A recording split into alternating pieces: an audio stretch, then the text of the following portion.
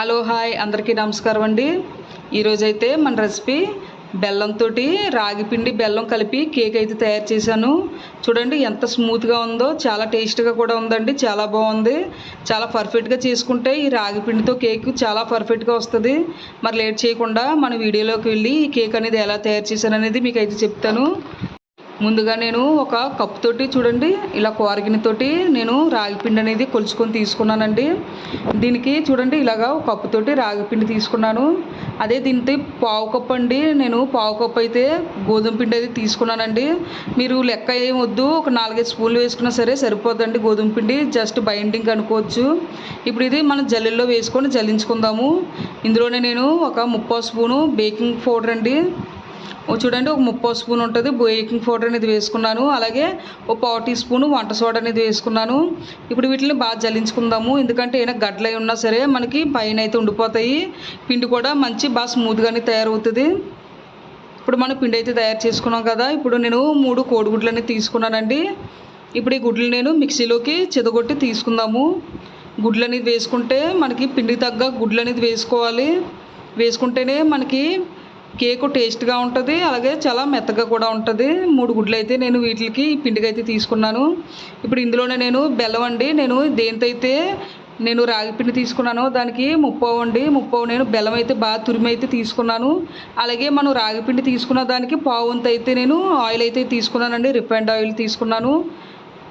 Refined oil పావు వంతు తీసుకోవాలండి కంపల్సరీగా. అలా అయితేనే మన కేక్ స్మూత్గా ఉంటుంది. చూడండి ఇలా అయితే నేను మిక్స్ చేసుకున్నాను. మనకి బ్యాటర్ అయితే మనకి రెడీ అయిపోయింది. ఇప్పుడు నేను ఇందాక పిండి జల్లించుకున్నాం కదండి, అందులోకి బ్యాటర్ని అయితే వేసుకుంటున్నాను. మొత్తం ఈ మిశ్రమాన్ని ఈ పిండిలో అయితే వేసుకోవాలి. ఇప్పుడు ఇందులోనే నేను ఒక స్పూను వెనీలా ఎసెన్స్ వేసుకుంటున్నానండి. ఇది లేకపోతే ఇలాచి పౌడర్ అయినా వేసుకోండి, బాగుంటుంది టేస్ట్. అలాగే కొంచెం సాల్ట్ అనేది వేసుకున్నానండి, చిటికెడు సాల్ట్ వేసుకొని ఇప్పుడు బాగా ఇవన్నీ కూడా బాగా కలిసిలాగా మనం బాగా కలుపుకోవాలి. ఇప్పుడు మనకు తగ్గట్టుగా నేను పాలు అనేది మరబెట్టుకొని చల్లార్చినవి పక్కనైతే ఉంచుకున్నాను. మనం పిండి తగ్గట్టుగా మనం ఆ పాలు అనేది కొంచెం కొంచెం పోసి కలుపుతూ ఉండాలి. మనకి దోశ పిండిలాగా అనేది రావాలండి. మరీ దోశ పిండి అంటే మరీ పలచగా కాదు, అలా చిక్కగా కాదు. మనకి కేక్కి కలుపుకుంటాం కదా టైప్లో అయితే రావాలి. చూడండి ఇంకా మనకు ఇలాగా చిక్కగా ఉన్నప్పుడు కొంచెం కొంచెం పాలు వేసుకుంటా కలుపుకుంటూ రావాలి. మరీ పలచగా కూడా అయిపోకూడదండి కేక్ అనేది. ఇలా ఎక్కువసేపు బాగా కలుపుకుంటే కేక్ అనేది మంచి ఫ్లఫీగా అనేది వస్తుంది. ఇంకా మనకి కొంచెం పాలు అయితే పడతాయి.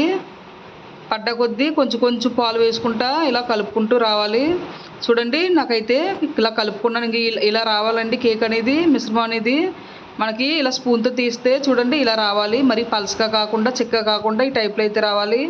ఓకే, మనకైతే ఇప్పుడు కేక్ బ్యాటర్ రెడీ అయిపోయింది. నేను స్టవ్ మీద అయితే తపాలు అనేది పెట్టుకున్నాను, అడుగున సాల్ట్ వేసుకున్నాను, ఒక మూత అనేది పెట్టుకున్నానండి. ఇలా చేసినప్పుడు మనకి ఎప్పుడు కేక్ అయితే మాడదండి. మూత పెట్టుకొని స్టవ్ మీద నేను హీట్ అయితే చేసుకుంటున్నాను. ఒక చిన్న కేక్ గిన్నె తీసుకున్నాను, అందులో నెయ్యి అనేది రాసుకుంటున్నాను.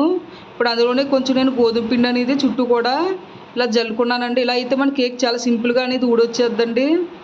ఇలా మొత్తం కూడా పిండి అనేది ఇలా స్ప్రెడ్ చేసుకోవాలి కేక్ గిన్నె అంతా కూడా. ఇప్పుడు మనం తయారు చేసుకున్న బ్యాటర్ ఉంది కదండి, ఇది మనం ఇందులో అయితే వేసుకుందాము. మొత్తం ఈ మిశ్రమం అంతా కూడా ఈ కేక్ గిన్నెలో వేసుకోవాలి. నాకు గిన్నె అయితే చిన్నది ఉందండి, ఇది ఇంక దీని గురించి పెద్ద గిన్నె లేదు, అందుకే నేను చిన్న కూర గిన్నెలో కూడా వేసుకున్నాను.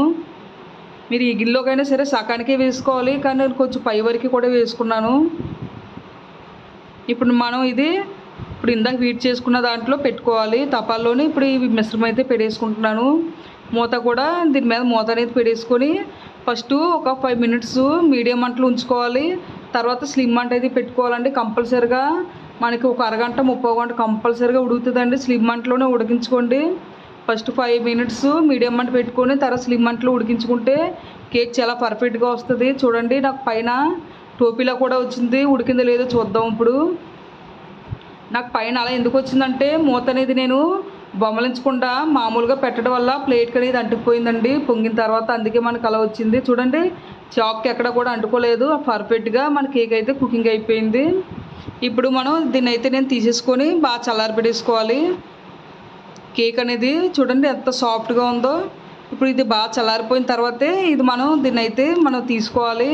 వేడిగా ఉన్నప్పుడు కానీ తీసుకున్నామంటే కేక్ అనేది అంటిపోద్ది. దీన్ని బాగా చల్లారి పెట్టేసుకుందాము. నాకైతే చల్లారిపోయిందండి. చుట్టూ కూడా ఇలా చాకుతోటి మామూలుగా కేక్ని అంతా ఇలా తీసుకొని తర్వాత బొమ్మలించేసుకుంటే కేక్ చాలా సింపుల్గా మనకి ఊడొచ్చేద్ది. చాలా సింపుల్గా కేక్ అనేది ఊడొచ్చేద్ది. చూడండి కేక్ అనేది మనకి ఎంత పర్ఫెక్ట్గా వచ్చిందో, అడుగును కూడా మనకి చాలా పర్ఫెక్ట్గా అనేది వచ్చింది. కేక్ బాగా కుక్ అయింది కూడా. చాలా చేతులు నాకు చాలా స్మూత్గా కూడా ఉందండి. చాలా పర్ఫెక్ట్గా ఉంది. మనం వేసినవన్నీ కూడా చాలా పర్ఫెక్ట్గా అయితే సరిపోయాయి. చూడండి ఎంత స్మూత్గా ఉందో, చాలా మెత్తగా ఉందండి కేకు. ఇప్పుడు నేను కట్ చేసి అయితే మీకు చూపిస్తాను.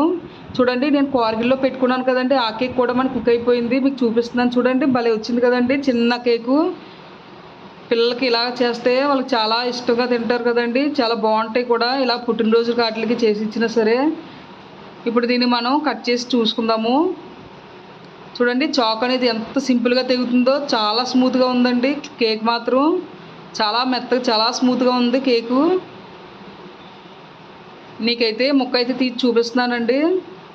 కేక్ అనేది చాలా పర్ఫెక్ట్గా అనేది వచ్చింది. లోపల మనకి కూడా లేరు గుల్లగుల్లగా కూడా వచ్చింది. చూడండి ఎంత స్మూత్గా ఉందో కేక్ మాత్రం మనకి.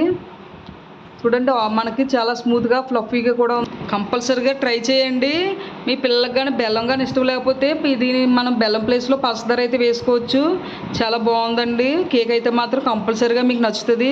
ఓకే ఫ్రెండ్స్, మీకైతే ఈ రెసిపీ అయితే నచ్చితే లైక్ చేయండి, షేర్ చేయండి, సబ్స్క్రైబ్ చేసుకోండి నా ఛానల్ని. కంపల్సరీగా ట్రై చేయండి. మీకంటే ఎలా వచ్చిందో నాకు కామెంట్ సెక్షన్లో కామెంట్ అయితే పెట్టండి.